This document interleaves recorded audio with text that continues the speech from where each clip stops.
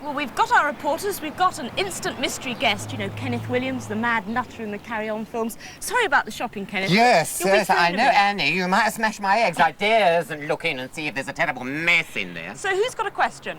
Oh, right, let's start with you at the back. Have you ever had a very embarrassing moment when you were acting? Yes, a very embarrassing moment. It did occur in my acting. Actually, I'll tell you exactly what it was. It was Carry On Screaming, and I was supposed to fall backwards into a bubbling vat of acid. And I went backwards, and in the acid, which was really hot water boiling, the heat made my trousers come off, and when they pulled me out, you could only see my exactly. underpants. Don't say that word. I felt awful. Can you imagine? What was the first school you went to and where was it? Oh, my first school, that was just a little street off King's Cross, and it was called the Junior Argyle Street School. It was a very ordinary state school because I was an apprentice, you see. So I left school at 14, I was apprentice draftsman, and then I went into the army as a draftsman, you see. When did you want to become?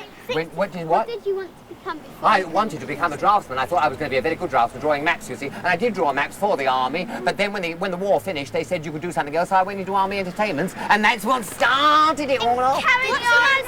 What's your most funniest Carry On film you've The ever done? funniest Carry On film that I made, well, for me, personally, it was undoubtedly that Western Carry On Cowboy, because I liked that. We were all given a chance to do Western accents, and I had to come out with it. Well, I figure it this way, and I'm sure that's a sure thing. I liked all that. In Carry On Camping, when the tent blew up and the ketchup fell on your head, Yes. did it, on the first few times, did it always miss your head?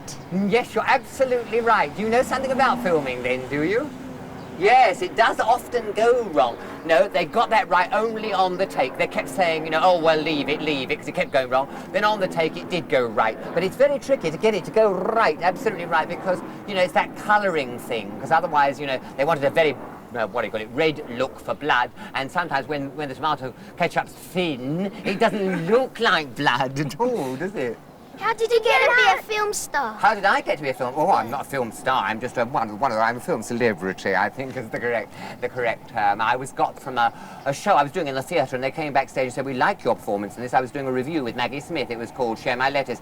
And they came backstage and we liked what you're doing. Would you play in this film about the army, a recruit who's rather toffee-nosed and won't take orders from the officers? And I said, oh, yes! Ah, that's terribly me. So, of course, I did it.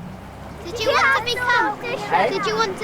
Did you want to become to go on on television? Did you want to go on Oh, television? no, I had no ambitions in those days. I thought it'd be just lovely to act, you know, just nice if you got in with a nice group of people and did the sort of shows you enjoyed. That's all I was worried about at the time. You have no knowledge when you start a thing of how it's going to end up. You can ask anyone that about their life and they'll say they never dreamed at the beginning that it turned out as it did.